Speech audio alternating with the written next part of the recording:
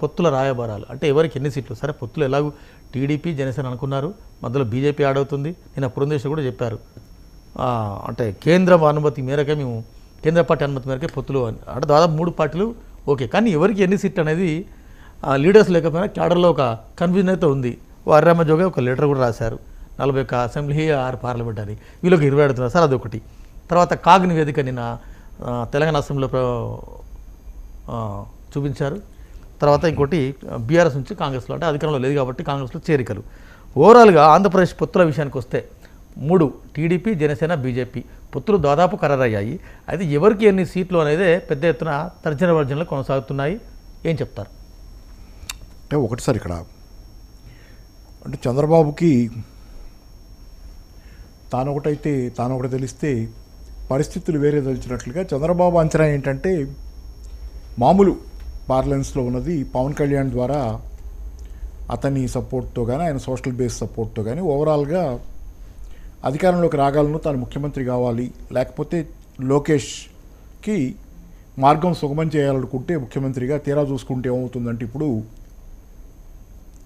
పరిస్థితులు పూర్తిగా తన చేతిలోంచి పోతున్నట్లు కనపడుతుంది ఎందుకంటే ఢిల్లీ పోయి అమిత్ షా గారిని కలిసిన తర్వాత చంద్రబాబు గారు కామ్గా వచ్చి హైదరాబాద్లో అక్కడ కూర్చొని తన పార్టీ జిల్లా నాయకులను పిలిచి పార్టీలో సీట్లు ఏ సీట్లు ఎవరు పోటీ అనేది ఆయన లెక్కలేసుకుంటున్నాడు రెండో పక్కన పవన్ కళ్యాణ్ ఆయన వచ్చిన తర్వాత ఆయన్ని కలవకుండా చంద్రబాబు ఆయన కలవాల పవన్ కళ్యాణ్ కూడా తన ఆఫీస్లో కూర్చొని తన లెక్కలేసుకుంటున్నారు వాళ్ళిద్దరు కూడా కలవటల్లా ఇద్దరు మాట్లాడటల్లా ఢిల్లీలో ఏం జరిగింది ఇద్దరు మాట్లాడరు షా ఏం చెప్పారు ఆయన మాట్లాడరు వీళ్ళిద్దరూ మాట్లాడరు బీజేపీ వాళ్ళు కూడా చెప్పరు ఇంత చేసి పురంధేశ్వరి గారు మాత్రం ఇప్పుడు మాట్లాడింది ఏంటంటే హైకమాండ్ చేతిలో ఉందంటే వాళ్ళ టాప్ లీడర్షిప్ చేతిలో ఢిల్లీలో నిర్ణయాలు ఉన్నాయి వాళ్ళు ఏం చెప్తే అదే చేస్తాం మేము అని చెప్పి ఏ సీట్లు ఏంటనేది అయితే వచ్చిన వార్తల ప్రకారం ఏంటంటే అమిత్ షా గారు కింద నుంచి వీళ్ళ దగ్గర నుంచి వెళ్ళిన లిస్టు ప్రకారం ఏపీ రాష్ట్రం నుంచి వెళ్ళిన లిస్టు ప్రకారం అంటే పురంధేశ్వరి గారి చేతి మీదుగా వెళ్ళిన లిస్టు ప్రకారంగా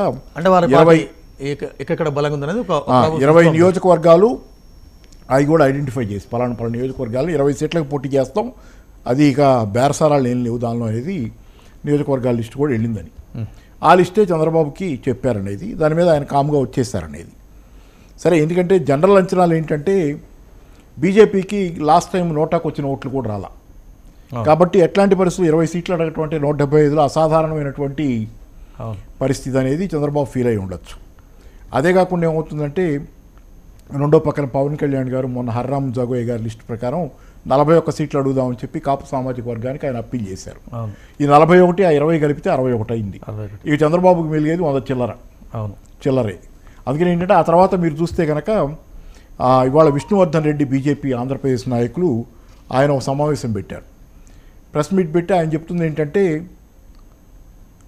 మేము డబుల్ ఇంజన్ సర్కార్ కావాలనుకుంటున్నాం ఆంధ్రప్రదేశ్ రాష్ట్రంలో మేము ఎవరినో అడుక్కునే స్థితిలో కాదు అందరూ మా దగ్గరికి వచ్చే స్థితిలో ఉండాలని కోరుకుంటున్నాం చంద్రబాబు గారే అమిత్ షా దగ్గరికి వచ్చారు ఆఖరికి కాబట్టి ఇది మా ఇదనేది మేము రాష్ట్ర ప్రభుత్వాన్ని నడిపే అంటే అధికారం కోరుకుంటున్నాం రాష్ట్రంలో ఆయన చెబుతున్నాడు స్పష్టంగా విష్ణువర్ధన్ రెడ్డి గారు అంటే ఇప్పుడు చంద్రబాబు పరిస్థితి ఏమైందంటే గతంలో అంటే కొంచెం వైచిత్రి చంద్రబాబు అది ఎన్టీఆర్ కుటుంబ సభ్యుల్లో ఒకళ్ళని న్యూట్రలైజ్ చేసేవాడు ఆయన ఒకళ్ళు ఎవరైనా పైకి లేస్తున్నట్టుంటే వాళ్ళలో వేరే వాళ్ళని న్యూట్రలైజ్ చేసేవాళ్ళు ఇవాళ పురంధేశ్వరి ద్వారా చంద్రబాబు గారికి పూర్తిగా ఒక లిస్టు ఇక్కడి నుంచి వెళ్ళటం ఆ చేతుల మీదుగా చంద్రబాబు గారికి చంద్రగ్రహణం పట్టడం అంటే చంద్రబాబు గారు అధికారంలోకి వస్తారా ఆయన సొంత చేతిలో ఎంత అధికారం పొందే అవకాశాలు ఆయన చేతిలో ఎంత ఉంటాయి అనేది పూర్తిగా పురంధరేశ్వరి గారి చేతి మీదుగా కాగల కార్యం అట్లా అవుతుంది అనేది ఎందుకంటే సర్కిల్ మళ్ళీ తిరిగిద్ది అనేది ఇంతకుముందు చంద్రబాబు గారు డిక్టేట్ చేసే టర్మ్స్లో ఉండేవాళ్ళు ఎన్టీఆర్ కుటుంబంలో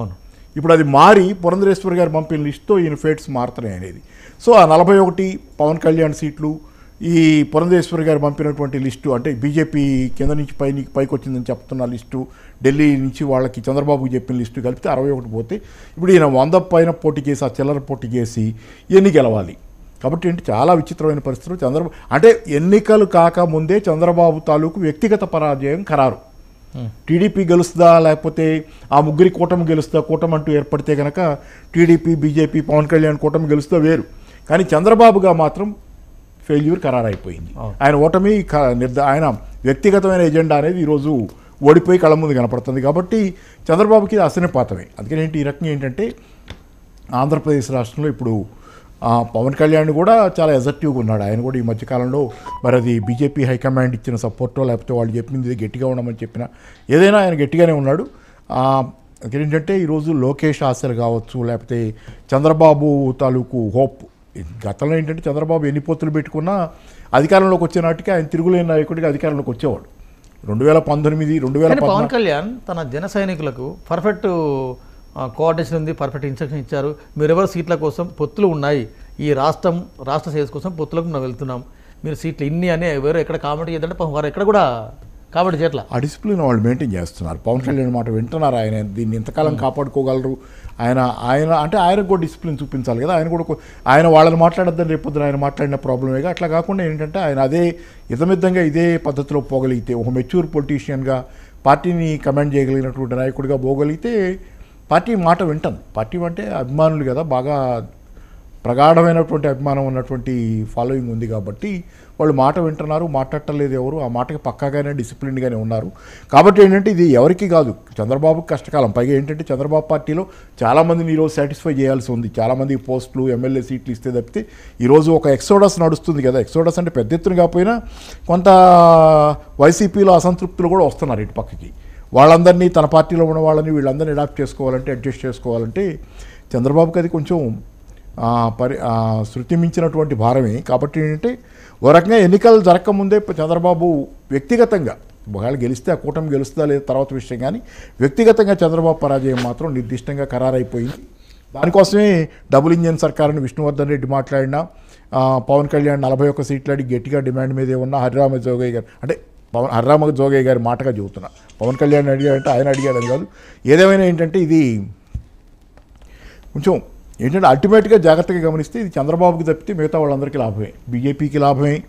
నాకు తెలిసి చంద్రబాబు ఆలోచన ఏంటంటే 150 సీట్లలో టీడీపీ పోటీ చేయాలా, మిగతా 25 సీట్లలో అదే అనుకున్నాడు. ఆయన పవన్ కళ్యాణ్ని మేనేజ్ చేయగలననే దానిలో అనుకున్నారు. కానీ హరిరామజోగి గారు వచ్చి గట్టిగా అక్కడ పెట్టిన తర్వాత ఆ రకంగా ఏంటంటే 41 అడగాల్సిందని పెట్టిన తర్వాత పవన్ కళ్యాణ్ ఏమాత్రం తగ్గినా ఆయనకి ఇబ్బంది. పక్కన వాస్తవానికి ఉభయ గోదావరి జిల్లాలో జనసేన ఖచ్చితంగా జనసేనకి, ఎందుకంటే మీకు మామూలుగా హరిరామజోగి గారి లెక్క ప్రకారం కాపు, బలిజ ఇట్లా సామాజిక ఒకే ఇది కేటగిరీలో ఉన్న సామాజిక వర్గం 25% జనాభాలో ఉన్నారండి. తక్కువ ఓటు కాదు అది వాస్తవానికి. అంటే జోగి లెక్క ప్రకారమైన మీ లెక్క ప్రకారమైన అంటే ఇప్పుడు పవన్ కళ్యాణ్ ఎన్ని సీట్లు పోటీ చేస్తే రేపు గవర్నమెంట్ వచ్చినంత అంత బార్గెనింగ్ పవర్ పెరుగుతుంది కదా. బార్గెనింగ్ పవర్ అందుకనే డైల్యూట్ అయిపోయింది. ఎవరు చంద్రబాబు డైల్యూట్ అయిపోయింది. చంద్రబాబు ఇదంతా నేను మేనేజ్ చేస్తాను అనుకున్నాడు. అల్టిమేట్గా బీజేపీ పవన్ కళ్యాణ్ కలిసి మేనేజ్ చేసినటువంటి స్థితి వచ్చేసింది. కాబట్టి చంద్రబాబు ఏంటంటే సైడ్ లైన్ అవుతున్నాడు. ఈరోజు ఆయనకి చాలా అసంతృప్తుల్ని మేనేజ్ చేసుకోవడం పెద్ద పని అవుతుంది. ఎందుకంటే ఉన్న 100 పైన కాస్త సీట్లలో ఎంతమందిని అడ్జస్ట్ చేస్తాడు ఆయన? అడ్జస్ట్ చేయడం కష్టమే, చాలా ప్రాబ్లమ్స్ కూడా ఉంటాయి. కూటమి పరంగా చూసుకుంటే మరి 20 సీట్లు బీజేపీకి ఇస్తే బీజేపీ వాళ్ళు చెబుతున్నారు ఏంటంటే మా బలం పెరిగిందని. నిన్న కూడా నేను ఒక టీవీ ప్రోగ్రామ్ అటెండ్ అయినప్పుడు ఒక టీవీ వాళ్ళు సర్వే కూడా చేసి, ఆ సర్వే మీదే ఇంగ్లీష్ ఛానల్ సర్వే మీద వాళ్ళు సర్వే రిజల్ట్ ఏంటంటే బీజేపీకి బాగా సీట్లు ఓట్లు పెరిగినాయి అని. ఆంధ్రప్రదేశ్లో 11% దాకా ఓట్లు చూపిస్తుంది ఆ సర్వే ఏపీలో. మరి అదే నిజమైతే అది వేరు, కానీ లేకపోయేటట్లయితే అది కాకపోతే పోయినసారి 100 ఓట్లు కూడా రాని పార్టీకి 20 సీట్లు ఇచ్చి ఇదంతా అంటే అది నిజమైతే, ఎందుకంటే ఎలక్షన్ ఇంకొక ఎలక్షన్ తేడా ఉంటుంది అంటారు. కానీ తేడా ఉండడానికి అంత బీజేపీ గెయిన్ అవడానికి ఏమున్నాయి నా డౌట్ అది. అంతేగాని జస్ట్ ఏమి నిజమా కాదా అనేది ప్రశ్న కాదు. బీజేపీ కొత్తగా కాంగ్రెస్ ఓటు షేర్ పెరుగుతుంది, కాంగ్రెస్ ఓటు షేర్ పెరుగుద్ది. షర్మిల కొంత ఇష్యూస్ రైజ్ చేస్తున్నారు కదా, ఆ ఇష్యూస్ రైజ్ చేసే సత్తా బీజేపీకి ఎక్కడుంది? ప్రత్యేక హోదా గురించి బీజేపీ మాట్లాడగలదా? విశాఖపట్నం ఉక్కు ఫ్యాక్టరీ ప్రైవేటైజేషన్ గురించి బీజేపీ ఇప్పుడు ఉమ్మడి మేనిఫెస్టో నిన్న జగన్ అన్నాడు కదా, వాళ్ళంతా కిచిడి మేనిఫెస్టో అని. కిచిడి కాదు, ఇప్పుడు దీనిలో ఆ ముగ్గురు మేనిఫెస్టోలో ఎవరేం మాట్లాడినా ప్రాబ్లమే వాళ్ళకి. ఇప్పుడు ప్రత్యేక హోదా గురించి మాట్లాడితే బీజేపీకి గుచ్చుకుంటుంది పోయేది. మరి ఆ పక్కన ఎందుకున్నావు అనే ప్రశ్న వీళ్ళకే వస్తుంది. బీజేపీ పక్కన ఉండి ఇదేం మేనిఫెస్టో అని. విశాఖపట్నం ఉక్కు ఫ్యాక్టరీ ప్రైవేటీకరణ వద్దనో ఇంకోటనో అంటే అది కూడా బీజేపీ ఎజెండాయే కాబట్టి వీళ్ళిద్దరూ మాట్లాడలేరు. అందుకని ఏంటంటే బీజేపీ అసలు ఆ మేనిఫెస్టో వేయగలరా లేదా, ఏ మేనిఫెస్టో లేకుండా అధికారమే మా మేనిఫెస్టో అని చెప్పి వెళ్తారా ఎన్నికలకి?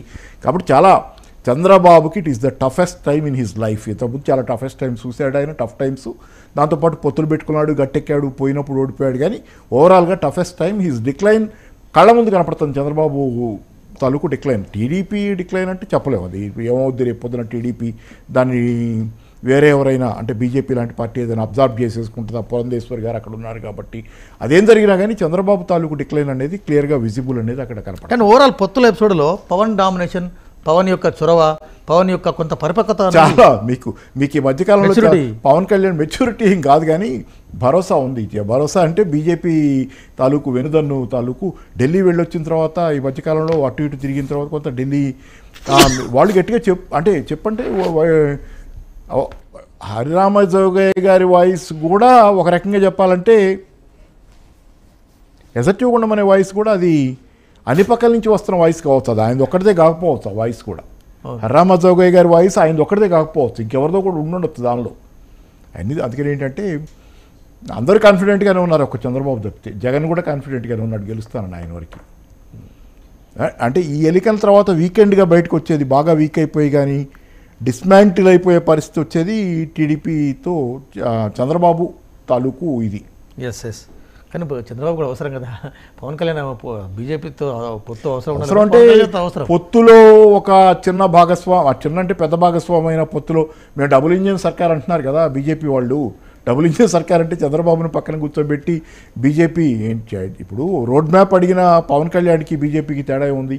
రోడ్ మ్యాప్ అడిగాడు కదా బీజేపీ నాయన, మీరేం చెప్తే నేను చేస్తాననే కదా.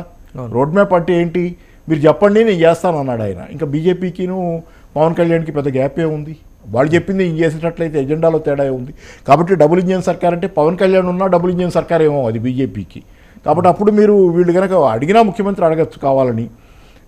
అందుకని ఏంటంటే దిస్ ద ఎండ్ ఆఫ్ ఎన్ ఎరా అనుకుంటున్నా. రైట్. ఇంకొక ముఖ్యమైన అంశం సార్, నిన్న తెలంగాణ అసెంబ్లీలో కాగ్ నివేదికను మరోసారి ప్రవేశపెట్టారు. అంటే మేడిగడ్డ అదేవిధంగా నల్లగొండ కేఆర్ఎంబి ఈ ఇష్యూ కొనసాగుతున్న క్రమంలో కాగ్ రిపోర్ట్ను హైలైట్ చేయడం ఎట్లా చూస్తారు మీరు? చాలా అంటే ఈ మధ్యకాలంలో టీఆర్ఎస్ బాగా అఫెన్సివ్లో ఉంది మామూలుగా అన్ని విషయాల్లో. కేఆర్ఎంబి ప్రాజెక్టుల విషయంలో కేఆర్ఎంబికి అప్పచెప్పటం, నల్గొండలో మీటింగు, ఇదంతా కాంగ్రెస్ డిఫెన్సివ్లో ఉంది. ఆ సందర్భంలో బ్రహ్మాండమైనటువంటి ఆయుధం ఈరోజు కాంగ్రెస్కి అంది వచ్చింది. దీనిలో ఈ ప్రాజెక్టు మొత్తం కాకపోతే ఏంటంటే కాంగ్రెస్ బలహీనతలు కూడా ఈ కాగ్ రిపోర్ట్లో కనపడుతున్నాయి. ఎందుకంటే కాగ్ రిపోర్ట్ కేవలం టీఆర్ఎస్ తాలూకు లోపాలని లేకపోతే కాళేశ్వరం విషయంలో టీఆర్ఎస్ చేసిన తప్పిదాలనే పాయింట్అవుట్ చేయాల. అది 2008-09 నుంచి వచ్చింది ఆ రిపోర్ట్లో తాలూకు వివరాలు. 2008-09లో కేంద్ర వాళ్ళ జలవనరుల శాఖ అనుమతి రాకముందే కాంట్రాక్టర్లకు అప్పచెప్పారు, పనులు మొదలుపెట్టారు. ఎవరున్నారు 2008-09లో? ఏ పనులు? ఇది ప్రాణహిత చేవెళ్ళ సుజల స్రవంతి పనులని. అంటే పేరు మారితే అదే కాళేశ్వరం. కాబట్టి అది పనులు 2008-09లో కేంద్ర జలవనరుల శాఖ అనుమతి లేకుండానే ఆ రోజు ఆ పనులు కాంట్రాక్టర్లకు ఇచ్చారు, పనులు మొదలైనవి. అంటే వైలేషన్స్ ఎప్పటి నుంచి మొదలైనవి? కాంగ్రెస్ గవర్నమెంట్ ఉండగానే వైలేషన్స్ మొదలైనవి. నాట్ ఓన్లీ టీఆర్ఎస్ వచ్చిన తర్వాత వైలేషన్స్ కావి, 2008-09లోనే వైలేషన్స్ జరిగినాయి. అనుమతి లేకుండానే జలవనరుల శాఖ అనుమతి లేకుండానే పనులు మొదలుపెట్టారు. కాబట్టి ఆ రోజే వైలేషన్స్. తర్వాత ఏమైంది? ఇది రాష్ట్ర విభజన తర్వాత టీఆర్ఎస్ అధికారంలోకి వచ్చింది. అధికారంలోకి వచ్చిన తర్వాత టీఆర్ఎస్ ఈ ప్రాజెక్ట్ని చేవెళ్ళ ప్రాణహితని రెండుగా స్ప్లిట్ చేసి ప్రాణహిత చేవెళ్ళని రెండుగా స్ప్లిట్ చేసి ప్రాణహిత ప్లస్ కాళేశ్వరంగా మార్చింది. రెండు చేసింది. అది రెండు చేసిన తర్వాత మళ్ళీ అనుమతులు లేకుండా వీళ్ళు మొదలుపెట్టారు. కేంద్ర జలవనరుల శాఖ అనుమతి లేకుండానే మళ్ళీ ప్రాజెక్టు కాంట్రాక్టులకు ఇవ్వటం. అది పైగా ఎవరికి ఇచ్చారు? ఇద్దరూ ఇచ్చింది. 2008-09లో కూడా వీళ్ళిద్దరూ అప్పట్లో ఉన్న కాంగ్రెస్ గవర్నమెంటు వ్యాస్కాన్ అనే సంస్థ రూపొందించిన డిపిఆర్ ప్రకారం నిర్ణయాలు, అంటే డీటెయిల్డ్ ప్రాజెక్ట్ రిపోర్ట్. వ్యాస్కాన్ సంస్థ ఇచ్చిన డిపిఆర్ తాలూకు దానిలో ఏంటంటే దానిలో లోపాలు ఉన్నాయనేది ఆ రోజు డిపిఆర్లోనే లోపాలు ఉన్నాయని. కానీ అదే వ్యాస్కాన్ సంస్థకి మళ్ళీ ఈ టీఆర్ఎస్ గవర్నమెంట్ కూడా పాలన చెప్పింది. అంటే డిపిఆర్ తయారు చేసేది కానీ అది కానీ. అంటే ఏంటి? ఇద్దరు చేశారు ఇదే పని. వీళ్ళిద్దరు బ్లేమ్ గేమ్ తప్పితే దీనిలో లోపాలు ఉంటే కాళేశ్వరంలో ఖచ్చితంగా దాన్ని పాయింట్అవుట్ చేయాలి, దానికి పనిష్మెంట్ పడాలంటే ఇద్దరికి పడాలనేది. కాంగ్రెస్ చేసిన పన్నే కాంగ్రెస్ ఎవరికైతే డిపిఆర్ పని ఇచ్చిందో వ్యాస్కాన్ సంస్థ, అదే వ్యాస్కాన్ సంస్థకి టీఆర్ఎస్ ఇచ్చింది. అదే అనుమతులు లేకుండా, జలసంఘం అనుమతులు లేకుండా 2008-09లో చేవెళ్ళ ప్రాణహిత చేవేళ్ల సుజల స్రవంతి పనులు ఎలా మొదలుపెట్టారు? ఆ రోజు ప్రాజెక్టును 2గా విభజించి ప్రాణహిత కాళేశ్వరంగా దాన్ని విభజించిన తర్వాత పనులు కూడా అలాగే అనుమతులు లేకుండా మొదలుపెట్టారు. కాబట్టి సేమ్. కాకపోతే ఏంటంటే ఇక్కడ పెద్ద నెగటివ్ ఏంటంటే టీఆర్ఎస్ దగ్గర మీకు కనపడేది ఓళంగా కాళేశ్వరం సంబంధించింది బడ్జెటేతర నిధులు ఎక్కువ భాగం ఉన్నాయని. కేవలం బడ్జెట్లో కేటాయింపులు 27%. మిగతా మొత్తం బడ్జెట్ బయట తెచ్చారనేది. వాళ్ళు ఖర్చు పెట్టింది 122% ఎక్స్ట్రా ఖర్చు పెడితే అంటే పెంచారు ఖర్చులు. ఇంకా కావాలనేది ఇంకా కావాలని పెంచితే 122% ఖర్చులు పెరిగితే రిటర్న్స్ మాత్రం 52% పెరిగినాయి. ఇప్పుడు కూడా వైబుల్ ప్రాజెక్ట్ కాదనేది ఒకటి విమర్శ. అయితే మొన్న కూడా ఏదో ఎక్కడో మాట్లాడుతా అన్నాను. నేనంటే అది యాజ్ ఫార్ యాజ్ ఒకవేళ కనుక అది రైతులకి సరిగ్గా నీళ్ళు ఇవ్వగలిగి పంటలు బాగా పండటానికి దాని ప్రాజెక్టు తాలూకు ఉపయోగం ఉంటే కనుక అది ప్రాజెక్టు ఎంతవరకు లాభసాటి అనేది వ్యాపార పరంగా చూడకూడదు అనేది ఒకటి. అయితే రెండోది ఏంటంటే ఇక్కడ మీకు ఓవరాల్గా భరించలేని భారంగా రాష్ట్ర బడ్జెట్కి ఈ అప్పు మిగిలి పడింది అనేది మేజర్గా ఒకటి టీఆర్ఎస్కి అగెనెస్ట్గా ఈ పాయింట్ ఉంది. చాలా పెద్ద ఎత్తున ఈ భారం ఉంది. దాని అప్పులు కానీ ఇతరత్ర సుమారుగా ఇక్కడ లెక్క ఉంది. సుమారు ఎంత అవుతుందంటే 2 లక్షల కోట్ల పైన 2036 లోపు తీర్చాలి. అంటే సుమారుగా 12 ఏళ్ల దాకా టైము. 12 ఏళ్ళు కాదు, 14 ఏళ్ళు. 14 ఏళ్లలో తీర్చాల్సిన మొత్తం అది. కాబట్టి అది బడ్జెట్లో పెద్ద భారం అవుద్ది అనేది funding of the CAG funding. ఈరోజు ఏదేమైనా బీఆర్ఎస్కి అశనిపాతం. అయితే ఏంటంటే దానిలో కాగ్ ఫండింగ్ని మళ్ళీ జాగ్రత్తగా గమనిస్తే అది కాంగ్రెస్ చేసిన పనులే బీఆర్ఎస్ చేసింది. కాబట్టి కాంగ్రెస్కు అధికారం పోయింది. ఆ తర్వాత 2009 తర్వాత రాజశేఖర రెడ్డి గారు లేరు. తర్వాత 2014లో రాష్ట్రం విడిపోయింది, అధికారం పోయింది. కాబట్టి ఆ ప్రాజెక్టులు అప్పుడు పూర్తవ్వాలి. పనులు మొదలైనవి, ఆగిపోయినాయో, ఏం జరిగినాయో, స్లో అయినాయో ఏమైనా అందుకని తప్పులు చేసే అవకాశం వాళ్ళకి రాలేదని అనుకోవాలి. ఎందుకంటే తప్పులు చేయటం మొదలుపెట్టింది వాళ్ళే. అవును, తప్పులు చేయటం వాళ్ళే మొదలుపెట్టారు. కానీ పని చేసుకుంటా పోతే ఎవరిని ఇంకా ఎక్కువ తప్పులు చేసేవాళ్ళం. అవి డోంట్ నో ఏం చేసేవాళ్ళు, మంచి చేసేవాళ్ళు, చెడు చేసేవాళ్ళు. కానీ మొదలుపెట్టడంలోనే తప్పులు ఉన్నాయనేది ఈరోజు కాగ్ పాయింట్అవుట్ చేసిన తర్వాత 2008-9లో మొదలుపెట్టినప్పుడే అనుమతులు లేకుండా మొదలుపెట్టినటువంటి పరిస్థితి జలవనరుల శాఖది అనేది వచ్చిన తర్వాత సేమ్ మళ్ళీ టీఆర్ఎస్ గవర్నమెంట్ అధికారంలోకి వచ్చిన తర్వాత మొదలుపెట్టింది వేగంగా శరవేగంగా దాన్ని ముందుకు తీసుకెళ్ళింది. ఆ క్రమంలో తప్పులు కూడా అంతే శరవేగంగా తప్పుల మీద తప్పులు పేర్చి ఈరోజు అప్పుల కుప్పలైనవి అనేది ఒకటి కాగ్ నివేదికగా దానిలో వచ్చింది. కాబట్టి ఏంటంటే కాళేశ్వరం అనేది ఈరోజు అల్టిమేట్గా కాంగ్రెస్ ఎంతవరకు అనేది కాంగ్రెస్ పాత్ర కూడా దీనిలో కనపడుద్ది. కాబట్టి ఒకళ్ళు నిందించుకున్నా ఏం ఉపయోగం లేదు. కాబట్టి రాష్ట్రానికి నష్టం జరిగింది అనేది మాత్రం ఒకటి ఖచ్చితంగా కాగ్ నివేదిక. ఓటాన్ అకౌంట్ బడ్జెట్ సమావేశాలు కాస్త కాళేశ్వరం వర్సెస్ కేఆర్ఎం లాగా అయిపోయినాయి ఓవరాల్గా. అంటే మీకు అది మీకు కాళేశ్వరం కాగ్ తప్పట్టు వేరు. అక్కడైతే అక్కడ వాళ్ళు ఇంతకుముందే వెళ్ళిన వాళ్ళే కదండి. చాలామంది వీళ్ళలో మేడిగడ్డ పోయి చూసిన వాళ్ళే కదా. మేడిగడ్డ వెళ్ళారు కదా, మంత్రులు 4 వెళ్ళారు. అక్కడ ప్రెస్ మీట్ కూడా పెట్టారు. ఉత్తమ్ కుమార్ రెడ్డి వాళ్ళంతా పోయి వచ్చిన వాళ్ళు అంతకుముందు చూపించారు. అదంతా రేవంత్ రెడ్డి కూడా రాహుల్ గాంధీతో పాటు వెళ్ళొచ్చాడు ఒకసారి. ఆయన చాలామంది వెళ్ళొచ్చిన వాళ్ళే కదండి. వీళ్ళని మళ్ళీ ఎందుకు తీసుకెళ్లారంటే diversion from Nalgonda is the weak spot of Revanth Reddy. Kaleshwaram Medigadda is the weak spot of TRS. ఆయన వీక్ స్పాట్కి ఈయన వీక్ స్పాట్కి ఆయన వెళ్ళి ఆ రోజు జరిగిన బల ప్రదర్శనలో ముందు ఎటుకుడి నల్గొండ సమావేశం కేఆర్ఎంబీది అప్పచెప్పడం తప్పనే దాని మీద ప్రాజెక్టులు ఆయన పెట్టుకున్నారు. కాబట్టి కేసీఆర్ ఆయన ఏదో ఒక ఇష్యూ తీసుకుని వెళ్ళాడని దాన్ని డైవర్ట్ చేయడం కోసం ఈయన వెళ్ళే దగ్గర ఏమవుతుంది, ఈయన కాజ్ కూడా డైల్యూట్ అవుతుంది అక్కడ. అవును, రైట్. మరొక వార్త, ఏపీకి రేవంత్ రెడ్డి వెళ్తున్నారు.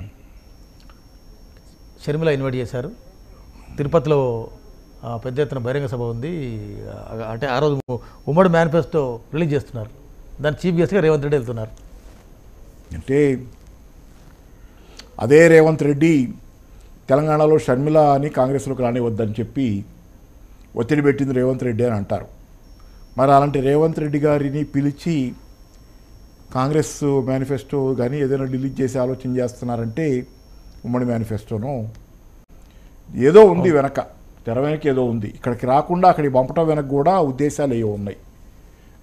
షర్మిలని తెలంగాణ కాంగ్రెస్లోకి రానివ్వకుండా ఆంధ్రప్రదేశ్లోకి ఆమెను పంపటం వెనక జగన్ వ్యతిరేకమైనటువంటి ప్రణాళిక ఏదో ఉందనేది దీన్ని బట్టి మనకు అర్థం అవుద్ది. ఎందుకంటే రేవంత్ రెడ్డి ఒక శత్రువులాగా కనపడతాడు కదా. మన మామూలుగా మనకైతే ఆమెను తెలంగాణ పార్టీలోకి ఆమెను రానివ్వద్దు అని చెప్పిన రేవంత్ రెడ్డి ఆమెకు శత్రువులాగా కనపడాలి. కానీ ఆమెని సున్నితంగా ఇట్లా క్యారమ్ బోర్డులో కాయిన్ని దోసినట్టు ఆంధ్రప్రదేశ్ వైపు తోసేయటం ద్వారా జగన్ మీదకి ఆమెని ఎగదోసే ప్రాసెస్లో ఆయన పనిచేస్తుందని అంత చేసినా మరి ఇప్పుడు అది నిజమనే అనిపిస్తుంది. ఎలాగైనా అంత చేసినా ఆయన్ని పిలిచారంటే they is a big scheme unfolding, చాలా పెద్ద ప్రణాళిక ఏదో నడుస్తుంది. సరే ఏదైనా కానీ ఏంటంటే మేనిఫెస్టో రిలీజ్ చేయడానికి రేవంత్ రెడ్డి గారు ఇక్కడ మేనిఫెస్టో ఆయన ఎంత అమలు జరుపుతున్నారు? తెలంగాణలో కూడా మేనిఫెస్టో ఇచ్చింది కదా అసెంబ్లీ ఎన్నికల్లో కాంగ్రెస్ పార్టీ. ఆ మేనిఫెస్టోలో ఏం అమలు జరిపారు ఇప్పుడు దాకా? 6 గ్యారంటీలను ఇస్తే 13 హామీలు ఉన్నాయి. దానిలో 6 గ్యారంటీల్లో 13 హామీలు ఉన్నాయి, 2 అమలు జరిపారు, మిగతా ఏదో చెప్తున్నారు, అది ఇది చెప్తున్నారు. ఏమీ అమలు జరపకుండా తెలంగాణలో మేనిఫెస్టో ఇచ్చి దాన్ని అమలు జరపనటువంటి క్రెడిబిలిటీ కోల్పోయిన నాయకులుగా ఉన్నారు ఇప్పటికైతే. తర్వాత ఏం చేస్తారో తెలియదు.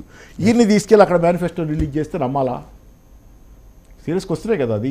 ఈయన మేనిఫెస్టో చాలా బ్రహ్మాండంగా ఇంప్లిమెంట్ చేసిన ఇమేజ్, ఆ 6 గ్యారంటీస్కి అంత ఆథెంటిసిటీ చూపించిన ఇది ఉంటే ఈయన తీసుకెళ్ళి అక్కడ రిలీజ్ చేస్తే ఇదే అక్కడ వాళ్ళకు కూడా కొంచెం ఇదవుద్ది అనుకోవచ్చు. కానీ ఈయన ఇక్కడ ఈయనకి ఇక్కడ ఈ ప్రధానమైన విమర్శ అందరి దగ్గర నుంచి వస్తుంది ఏంటి?